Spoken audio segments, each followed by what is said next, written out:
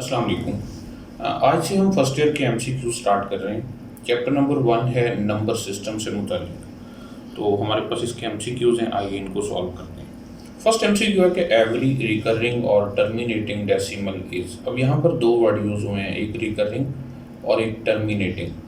ऐसे नंबर्स जिनमें decimal part repeat हो रहा हो वो रिकरिंग नंबर्स होते हैं, रिकरिंग डेसिमल होते हैं। For example 2.3333 and so on. तो ये वाला जो डेसिमल है इसको हम रिकरिंग डेसिमल बोलते हैं। और इसी तरह दूसरा वर्ड है टर्मिनेटिंग, यानी जिसका डेसिमल पार्ट ख़त्म हो रहा हो। For example 2.3567। तो ये यहाँ पर एंड हुआ है, इसका मतलब ये है कि ये एक ऐसा डेसिमल है जो कि टर्मिनेटिंग है। अच्छा, अब ऐसे डेसिमल जो रिकरिंग हो या टर्मिनेटिंग हो वो रैशनल होते हैं। इसका मतलब यहाँ हमारा जो राइट ऑप्शन है वो ए है। क्वेश्चन नंबर 2 है, if z equal 2 plus 3 iota square then z conjugate is. अब कॉन्जुगेट पहले समझ लें कि क्या होता है। कि अगर हमारे पास एक कम्प्लेक्स नंबर z इक्वल हो a प्लस बी आयोटा तो उसका कॉन्जुगेट इक्वल होता है a minus B iota. Just imaginary part का सिंबल चेंज किया जाता है। अच्छा, अब यहाँ पर जो हमें कम्प्लेक्स नंबर दिया गया है वो है z equal 2 plus 3 iota square. तो क्यों ना हम इसे पहले सिंप्लीफाई कर लें। हम इसे लिख सकते हैं 2 प्लस 3 आयोटा स्क्वायर जो कि -1 होता है। तो ये इक्वल होगा 2 minus 3 that is equal to -1। या फिर हम इसे लिख सकते हैं -1 प्लस 0 आयोटा। तो हमें इसका कॉन्जुगेट लेना है। कॉन्जुगेट लेने के लिए क्या करते हैं, जस्ट इमेजिनरी पार्ट का सिंबल चेंज करेंगे। तो ये इक्वल होगा -1 माइनस 0 आयोटा जो कि अगेन -1 की इक्वल है। तो यहाँ राइट ऑप्शन डी है। यहाँ आप अक्सर गलती करते हुए ऑप्शन ए को भी टिक कर देंगे। तो याद रहे हमें जस्ट आयोटा के साथ वाला सिंबल चेंज करना है, आयोटा स्क्वायर का नहीं। ओके, नेक्स्ट क्वेश्चन नंबर 3 है, for an integer n iota power 4n is. अब कोई भी इंटीजर लिया जाए तो आयोटा की पावर 4n हमने फाइंड करना है। ओके, आयोटा पावर 4n को हम लिख सकते हैं iota power 4 and then whole power n, laws of exponent को यूज करते हुए। अब ये जो आयोटा पावर 4 है हम जानते हैं कि आयोटा स्क्वायर इक्वल होता है -1। तो iota power 4 means that iota square का स्क्वायर यानी -1 का स्क्वायर और -1 स्क्वायर तो +1 होता है। इसका मतलब यह है कि ये इक्वल होगा 1 पावर n। और 1 की पावर कोई भी पॉजिटिव इंटीजर या नेगेटिव इंटीजर लेने से हमें आंसर 1 ही मिलता है। तो यहाँ राइट ऑप्शन ए होगा। क्वेश्चन नंबर 4 है, for any prime p the number square root of p is. Option में है नेचुरल, रैशनल, इररैशनल, कॉम्प्लेक्स। आप नोटिस कीजिए कि हम कोई सा भी एक प्राइम लें, फॉर एग्जांपल 2, तो स्क्वायर रूट ऑफ 2 बुक में प्रूव्ड है कि square root of 2 is an irrational number.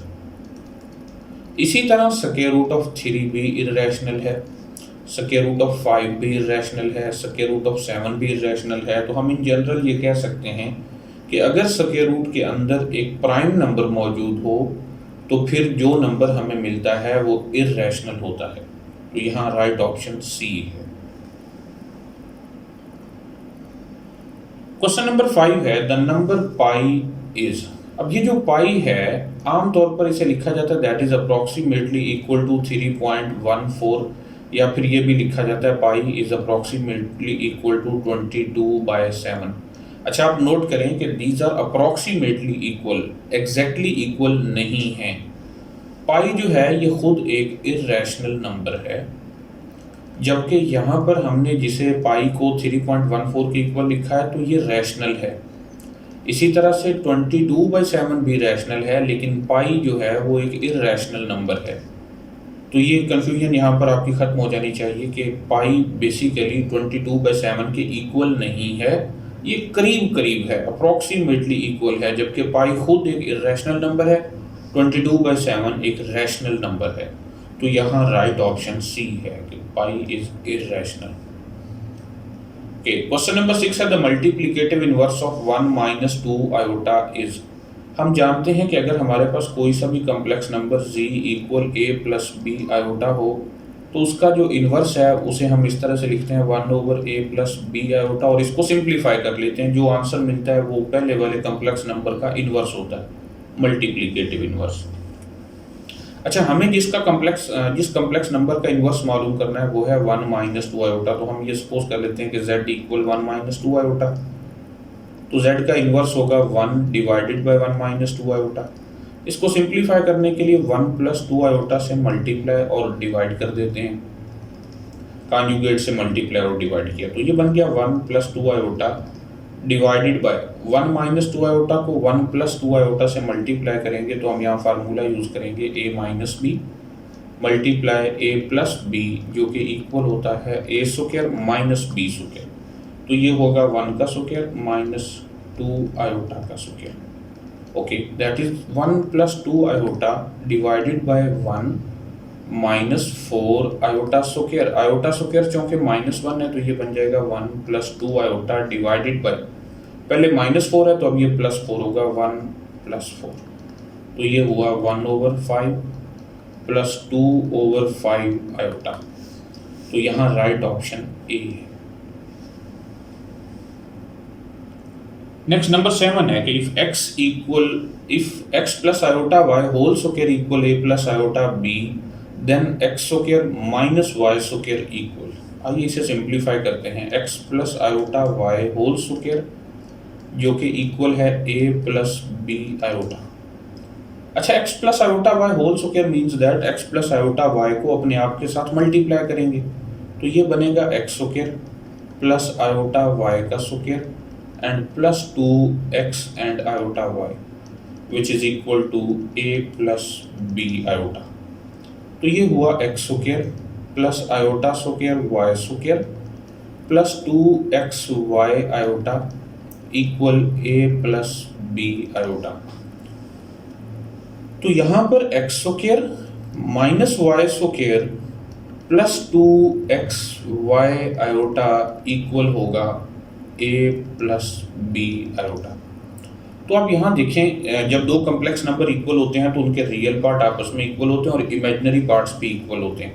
So x square minus Y square equal होगा a और 2xy इक्वल होगा b। तो यहाँ पर हमें X square minus Y square के बारे में पूछा गया तो इसका मतलब X square minus Y square is equal to a। तो राइट ऑप्शन a है। नंबर 8 है, if z equal a plus iota b then the value of cos theta is. अब ये जरा गौर करें, इससे क्या मुराद है। अगर हमारे पास यहाँ पर एक कॉम्प्लेक्स नंबर हो a प्लस आयोटा b तो यहाँ से हम इसका एक वेक्टर बना सकते हैं। यहाँ से हमें ये पता चल रहा है कि x एक्सिस के अलोंग जो डिस्टेंस है वो a यूनिट है और y एक्सिस के अलोंग b यूनिट है। ये एंगल थीटा है। तो यहाँ अगर हम cos थीटा फाइंड करें तो cos थीटा किसके इक्वल होगा। cos थीटा होता है बेस ओवर हाइपोटेनस। तो यहाँ बेस है a, so a divided by hypotenuse. Hypotenuse ये डॉटेड लाइन है। डॉटेड लाइन क्या है, ओरिजिन से a प्लस आयोटा b तक का डिस्टेंस है जो कि मॉड ऑफ z के इक्वल होता है, एब्सोल्यूट वैल्यू या फिर length. So a divided by mod of z। तो यहाँ राइट ऑप्शन a है। हाँ, अगर यहाँ पर साइन थीटा पूछा जाता तो ये इक्वल होता b divided by mod of z। इसी तरह अगर tan थीटा पूछा जाता तो वो इक्वल होता b ओवर a। और इस तरह से बाकी ट्रिग्नोमेट्रिक फंक्शंस के बारे में भी बात की जा सकती थी। नेक्स्ट नंबर 9 है, if n is not a perfect square then square root of n is. अब n एक परफेक्ट स्क्वायर नहीं है, इसका मतलब ये है कि स्क्वायर रूट खत्म नहीं होगा। जैसे 4 जो है ये एक परफेक्ट स्क्वायर है, हम इसे लिख सकते हैं 2 square whole square root 4 square root that is equal to 2 square square root जो कि 2 के इक्वल है।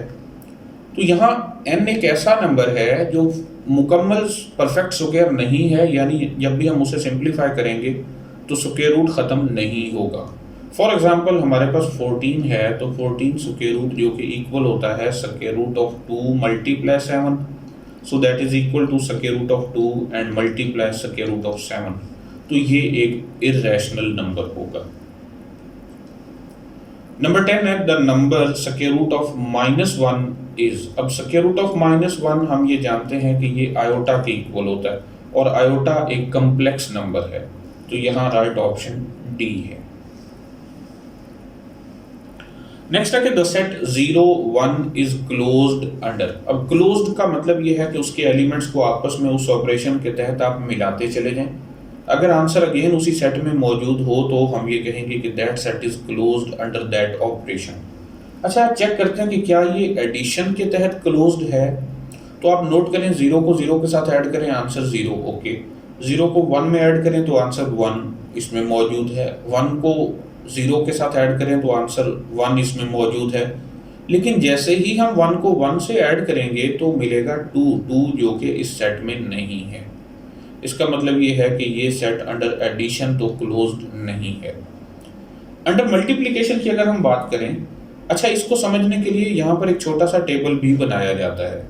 अंडर मल्टीप्लिकेशन की बात कर रहे हैं तो 0 1 यहाँ पर भी लिखें, 0 1, इनको मल्टीप्लाई करें 0 0 0 एंड 1। तो ये जो नए 4 एलिमेंट मिले आप देख सकते हैं कि ये चारों के चारों उस सेट में मौजूद हैं।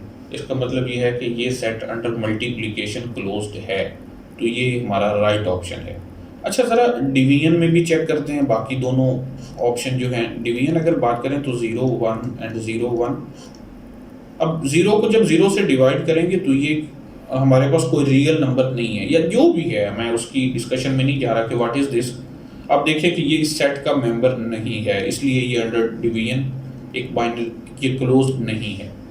और अगर सब्ट्रैक्शन की बात की जाए तो सब्ट्रैक्शन में 0 1 0 1, जब हम सब्ट्रैक्ट करेंगे 0 - 0 विल बी 0, 0 - 1 विल बी -1। तो ये -1 उस सेट में ना होने की वजह से सब्ट्रैक्शन भी इसके लिए बाइनरी ऑपरेशन नहीं है, या फिर ये कह सकते हैं कि this set is not closed under subtraction.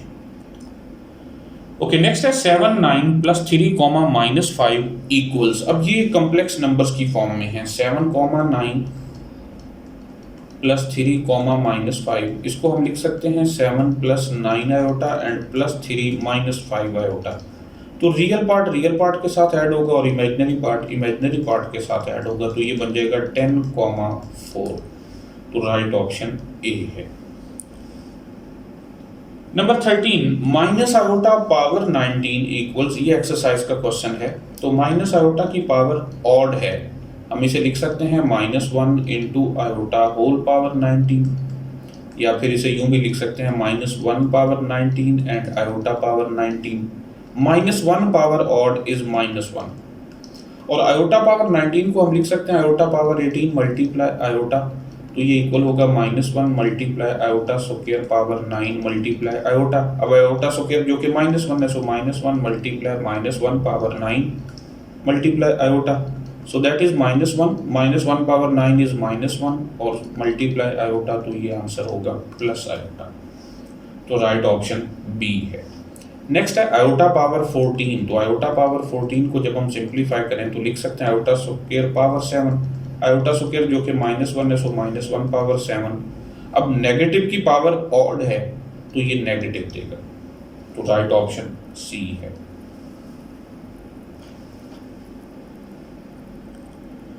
Number 15 है the number 1/π is.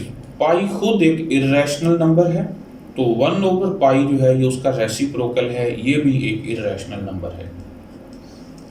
The complex conjugate of -a - iota b is. जब हम कॉम्प्लेक्स कॉन्जुगेट लेते हैं तो जस्ट इमेजिनरी पार्ट का सिंबल चेंज करते हैं। इसका इमेजिनरी पार्ट b है, नेगेटिव b। तो जब हम इसका कॉन्जुगेट लेंगे तो वो होगा -a + iota b। So right option is C. Number 17, if z = 3 - 4 iota, then z conjugate mod is। Okay, अगर हमारे पास एक कॉम्प्लेक्स नंबर हो z = a + b आयोटा, तो उसका मॉड इक्वल होता है a square plus b square whole square root, यानी उसके रियल पार्ट का स्क्वायर प्लस इमेजिनरी पार्ट का square and whole square root. अच्छा, हमें चाहिए z कॉन्जुगेट का मॉड। तो पहले हम z कॉन्जुगेट अगर ले लें तो वो होगा 3 + 4 आयोटा। हमें इसका मॉड चाहिए, तो z conjugate mod will be real part square plus imaginary part square and whole square root. अब 3 स्क्वायर जो कि 9 है और 4 स्क्वायर जो कि 16 है, square root, so square root of 25, और मॉड हमेशा नॉन नेगेटिव होता है, दैट इज इक्वल टू +5। तो राइट ऑप्शन बी होगा। यहाँ हम एक और प्रॉपर्टी भी यूज कर सकते थे कि z conjugate mod is equal to mod of z. तो बगैर जी कॉन्जुगेट मालूम किए हम जस्ट दिए गए z का मॉड ले लेते तब भी आंसर यही होता। Number 18, the modulus of 5 minus 3 iota is, तो कम्प्लेक्स नंबर है 5 माइनस 3 आयोटा, हमें इसका मॉड लेना है तो रियल पार्ट का स्क्वायर प्लस इमेजिनरी पार्ट का square and whole square root. So ये होगा 25 plus 9 whole square root that is equal to square root of 34। So right option D है। Number 19, the multiplicative identity of real numbers is, कि हमारे पास अगर real numbers हों तो उनमें multiplicative identity क्या है। अब ज़रा पहले सोचें कि मल्टीप्लिकेटिव आइडेंटिटी से मुराद क्या है। एक ऐसा नंबर जिसे किसी भी रियल नंबर के साथ मल्टीप्लाई करें, चाहे लेफ्ट से करें चाहे राइट से करें, आंसर वही नंबर आना चाहिए for all A belong to R. तो यहाँ ये जो ई होगी ये मल्टीप्लिकेटिव आइडेंटिटी होगी। अब ऐसा कौन सा रियल नंबर है जिसे किसी भी दूसरे रियल नंबर के साथ मल्टीप्लाई किया जाए तो दूसरा नंबर चेंज ही ना हो, तो वो नंबर 1 है। तो हम ये कह सकते हैं कि मल्टीप्लिकेटिव आइडेंटिटी इज 1। और अगर एडिटिव आइडेंटिटी की बात की जाती तो फिर आंसर 0 होता। नंबर 20, 0 1 स्क्वायर इक्वल्स, अब ये जो 0,1 है इससे मुराद है 0 plus 1 iota, so that is equal to iota. हमें इसका स्क्वायर चाहिए, so 0,1 whole square that is equal to iota square, और आयोटा स्क्वायर होता है -1। इसे हम लिख सकते हैं -1 प्लस 0 आयोटा, या फिर अगर ऑर्डर्ड पेयर की फॉर्म में लिखें तो लिख सकते हैं -1,0। सो राइट ऑप्शन ए है। नंबर 21 है कि the property used in A equal B, B equal C implies A equal C is. अब ये इक्वलिटी की प्रॉपर्टीज हैं। रिफ्लेक्सिव प्रॉपर्टी ये होती है कि every number is equal to itself, तो ये रिफ्लेक्सिव प्रॉपर्टी तो नहीं है। सिमेट्रिक क्या होती है कि if A equal B then B equal A, तो ये सिमेट्रिक भी नहीं है। ट्रिकोटोमी, इक्वलिटी में ट्रिकोटोमी प्रॉपर्टी नहीं होती। ट्रिकोटोमी बेसिकली ये है कि if A B C just A and B are two real numbers then either A is less than B, A is equal to B और A is greater than B, तो ये trichotomy property भी नहीं है। तो and पर जो answer है वो ट्रांजिटिव है। ट्रांजिटिव प्रॉपर्टी होती है कि if A is equal to B and B is equal to C then A is equal to C। और नंबर 22 है कि additive inverse of A minus B is Z। हमारे पास एक कम्प्लेक्स नंबर है A माइनस B आयोटा, हमें इसका additive inverse चाहिए, तो इसका मतलब जस्ट नेगेटिव लगा देंगे, सो -A प्लस B आयोटा। और अगर हम इसे ऑर्डर पेयर की फॉर्म में लिखें तो -A, B लिखेंगे। सो राइट ऑप्शन ए है। Number 23, the number 22/7 is. आप जरा नोटिस करें कि जब हम पाई के बारे में डिस्कशन कर रहे थे तो तब मैंने इसके बारे में भी बताया था। अब ये देखें, ये एक P/Q की फॉर्म में लिखा हुआ नंबर है, जबकि P और Q दोनों इंटीजर्स हैं और Q 0 नहीं है, तो ऐसे नंबर रैशनल नंबर होते हैं। सो दैट इज ए। नंबर 24 है the multiplicative inverse of 0, -1 is. अब ये कम्प्लेक्स नंबर कौन सा है, पहले तो ये देखें, 0 माइनस आयोटा यानी माइनस आयोटा, हमें इसका मल्टीप्लिकेटिव इनवर्स चाहिए, तो Z inverse will be 1 divided by minus iota.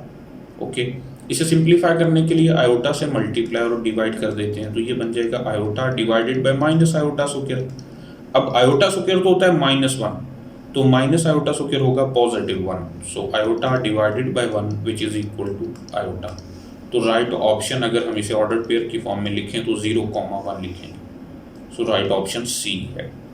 याद रहे कि कम्प्लेक्स नंबर में आयोटा का मल्टीप्लिकेटिव इनवर्स माइनस आयोटा और एडिटिव इनवर्स भी माइनस आयोटा। इसी तरह माइनस आयोटा का मल्टीप्लिकेटिव इनवर्स पॉजिटिव आयोटा और माइनस आयोटा का एडिटिव इनवर्स भी पॉजिटिव आयोटा होता है। Number 25, every non recurring non terminating decimal is. हमने शायद पहले MCQ ये सॉल्व किया कि terminating and recurring is rational, और ऐसे नंबर जो ना तो रिकरिंग हो यानी ख़त्म भी ना हो, बार बार रिपीट भी ना हो रहे हो, और नॉन टर्मिनेटिंग हो यानी ख़त्म भी ना हो रहे हो, तो ऐसे नंबर इररेशनल नंबर कहलाते हैं। नंबर 26 है कि the set -1, 1 is closed with respect to. तो हमें बताना है कि इनमें से किस ऑपरेशन के तहत ये सेट क्लोज्ड है। अगर अंडर एडिशन चेक करें तो -1 1 -1 1 जब ऐड करेंगे तो ये तो बन जाएगा -2 और -2 इसमें नहीं है, तो अंडर एडिशन ये क्लोज नहीं है। अंडर मल्टीप्लिकेशन ये क्लोज्ड है। अंडर सब्ट्रैक्शन भी नहीं है, क्योंकि -1 में 1 माइनस करेंगे तो आंसर -2 होगा। और डिवीजन ज़रा चेक करते हैं। देखिए -1, अगर डिवीजन में -1 और 1 हो हमारे पास, ये -1 और 1, -1 को -1 पर डिवाइड करेंगे तो 1, ये -1, ये -1 और ये 1, तो ये वाला सेट अंडर डिवीजन भी क्लोज्ड है। अंडर मल्टीप्लिकेशन भी है, अंडर डिवीजन भी है, तो ये गलती से इसके दो ठीक आंसर लिखे गए हैं। नंबर 27 है कि if z is a complex number then z mod square equals. अब ये कॉम्प्लेक्स नंबर की प्रॉपर्टी है कि z mod square is equal to z conjugate of z। तो ये बुक में एक्सरसाइज 1.3 से पहले 6 से 7 प्रॉपर्टीज दी गई हैं, आप उनको लाजमी एक बार देख लीजिएगा, पेपर के पॉइंट ऑफ व्यू से वो काफ़ी इंपॉर्टेंट है। सो यहाँ तो राइट ऑप्शन सी है। और लास्ट एमसीक्यू है कि the conjugate of 2 - 3 iota divided bye minus iota plus 3 is. अब हमारे पास कम्प्लेक्स नंबर है ये 2 - 3 iota divided bye 3 minus iota लिख लेते हैं। हमें इसका कॉन्जुगेट लेना है, तो कम्प्लेक्स नंबर्स की ये प्रॉपर्टी है कि अगर दो कम्प्लेक्स नंबर हों z1 ओवर z2 और सारे का कॉन्जुगेट लेना हो तो दोनों का अलग अलग कॉन्जुगेट लेकर डिवाइड कर लें। तो इस पूरे का कॉन्जुगेट लेने का मतलब ये है कि 2 - 3 आयोटा का conjugate divided by 3 minus iota का कॉन्जुगेट। अब 2 - 3 आयोटा का कॉन्जुगेट जो कि 2 + 3 आयोटा है और नीचे 3 + आयोटा बन जाएगा। तो यहाँ पर जो राइट ऑप्शन है वो सी है।